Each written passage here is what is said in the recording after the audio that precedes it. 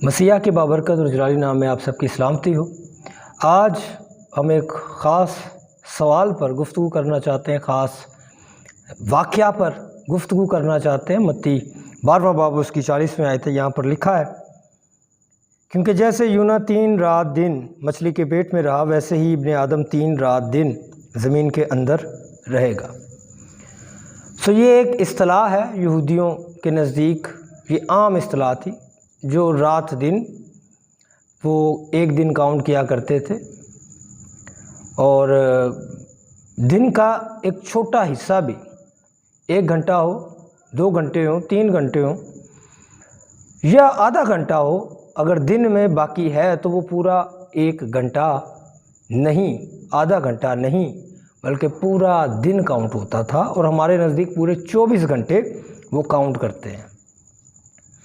अगर मुझे इस पर डाउट है, इस कानून पर, मुझे सुप्रीम कोर्ट को चैलेंज करना चाहिए, मुझे अदालतों को चैलेंज करना चाहिए, क्योंकि वो देते सज़ा जो है वो 40 सालों की, लेकिन कैदी जो है वो 20 साल सज़ा काटता है। अगर वो सज़ा देते हैं 10 साल तो 5 साल काटता है। अगर 80 साल दी गई है तो 40 साल, 50 साल दी गई है तो 25 साल। क्यों? उनका कानून अलग है। वो एक दिन को, 12 घंटों को एक दिन तस्वुर करते हैं और एक पूरी रात को एक दिन तस्वुर करते हैं। अगर ये बात आपको गवारा नहीं है तो कहीं उनसे पूछे जाके। अच्छा,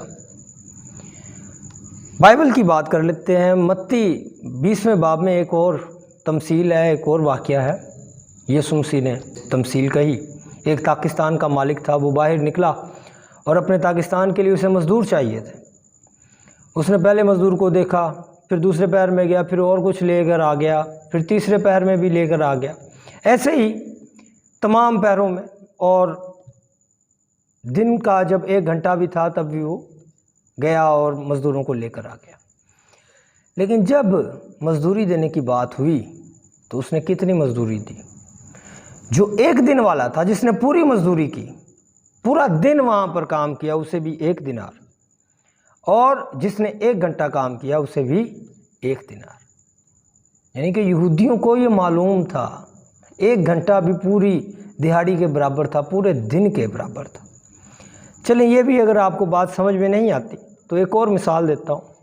आप एक कॉल करते हैं, 1 मिनट की एक कॉल होती है और 1 मिनट में 60 सेकंड होते हैं।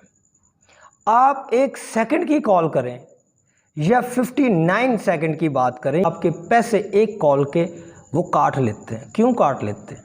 उनसे कहिए कि हमारा 1 मिनट अभी पूरा नहीं हुआ, आपने कैसे पैसे काट लिए।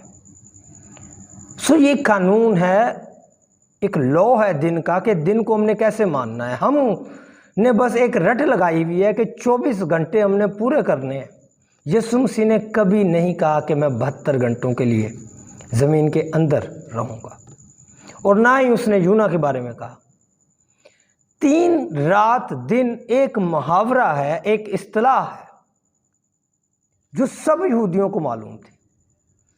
और उनका दिन जो है वो भी शुरू होता है शाम को 6 बजे। अगर हम बात करें यीशु मसीह की मसरूबियत की, तो जुम्मे को यीशु मसीह को मसरूब कर दिया गया। अभी 3 घंटे बाकी थे और उसने अपनी जान दे दी, और उसके बाद फिर उसे कफनाया गया, दफनाया गया। एक पूरा दिन, एक रात, एक दिन वो काउंट होता है यहूदियों के नज़दीक। और फिर हफ्ते का दिन और रात काउंट होता है, पूरा दिन। और फिर इतवार की शाम, यानी कि उनके लिए जो शाम है, और फिर इतवार का दिन, चंद घंटों का ही, वो पूरा एक दिन कहलाता है। सो बहुत शुक्रिया।